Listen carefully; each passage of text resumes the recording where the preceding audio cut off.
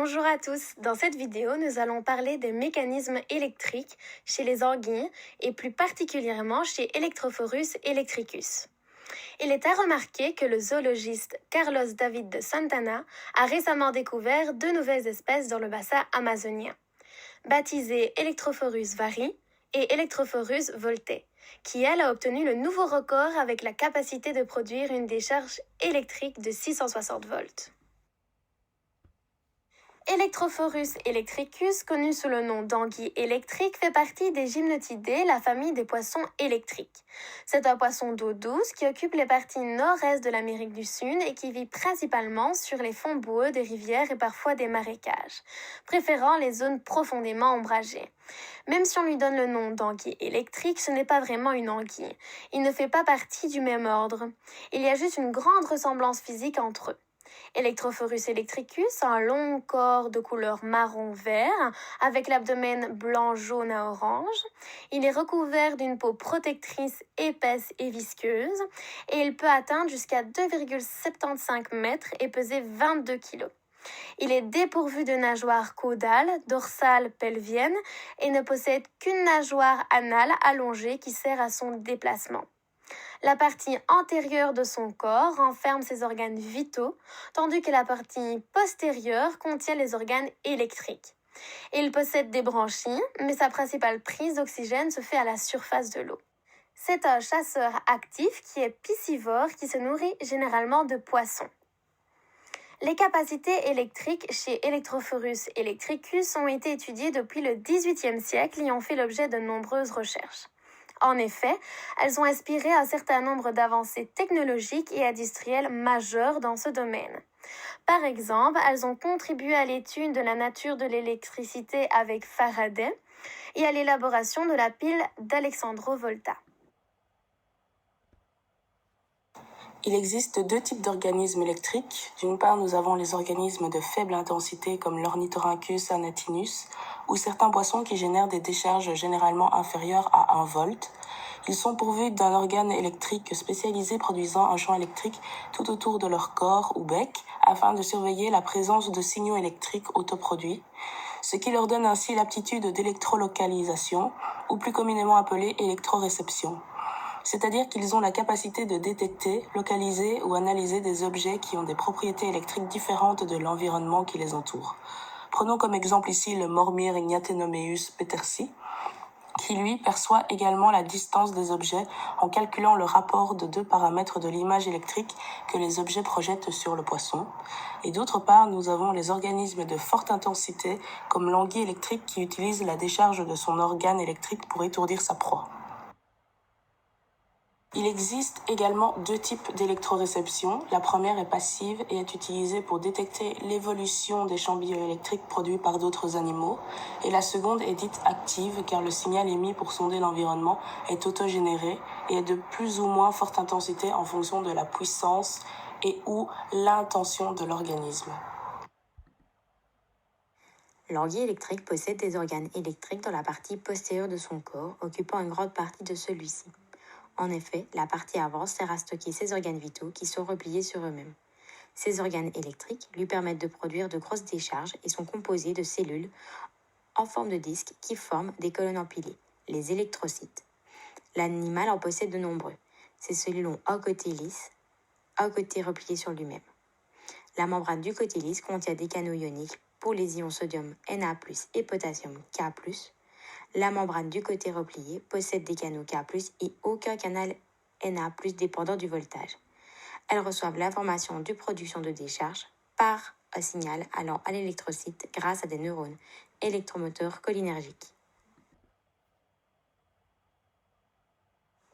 Au repos, du côté lisse, les canaux Na+, qui permettent de laisser entrer les ions sont fermés et les canaux Ka+, permettant de laisser sortir les ions sont ouverts des deux côtés.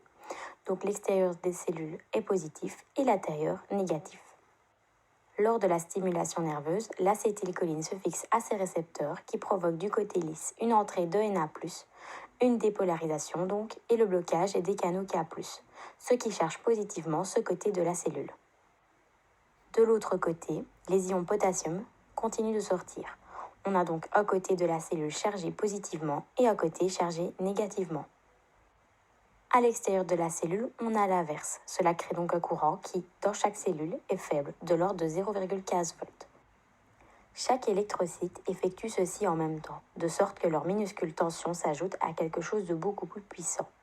C'est comme si l'anguille avait des milliers de petites batteries dans sa queue.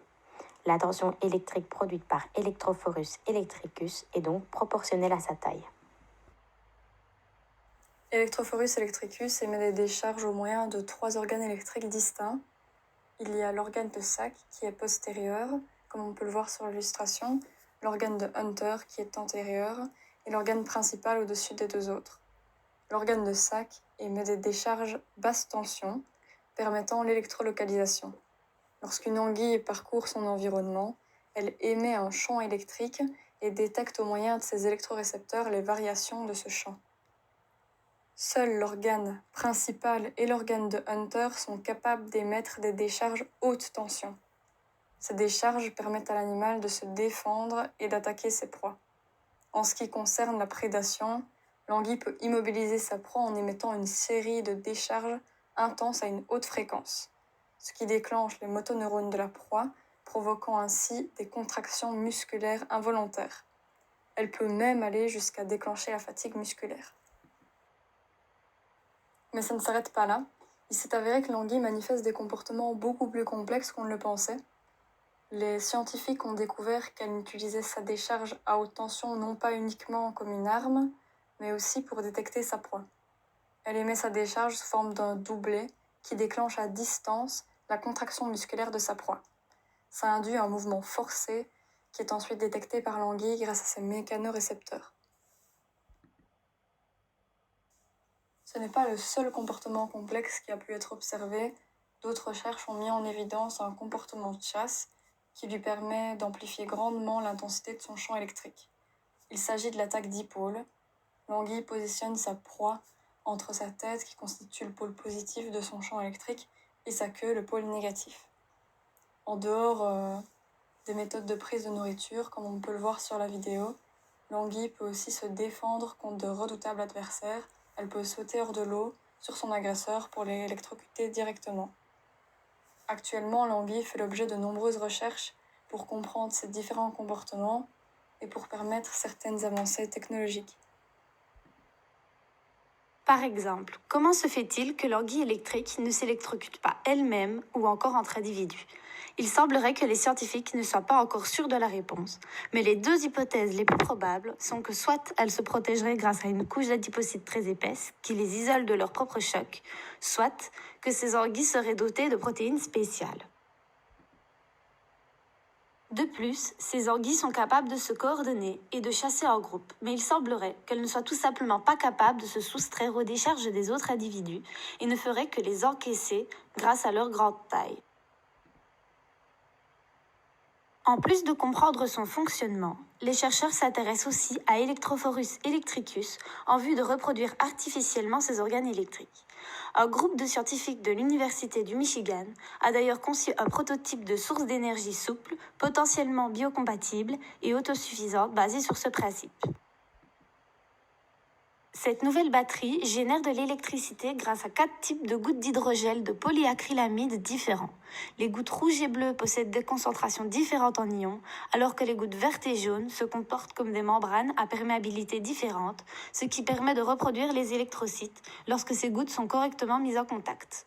C'est ce contact mécanique entre elles qui permet aux ions de traverser le film et générer le courant électrique. Étant donné qu'il s'agit du même principe que celui des électrocytes, je ne le répéterai pas ici. Néanmoins, il y a quelques problèmes à résoudre avec ce nouveau type de batterie. En effet, comme pour les électrocytes naturels, il faut que les gouttelettes soient mises en contact en même temps pour que la tension soit maximale et éviter la dissipation d'énergie. Pour remédier à ce problème, la meilleure idée des chercheurs pour l'instant est de replier les feuillets comme montré ici. De plus, les gradients d'ions des électrocytes artificiels doivent encore être régénérés après une décharge en appliquant un courant, alors que les électrocytes naturels le font spontanément grâce au transport actif de la Na+K+ ATPase.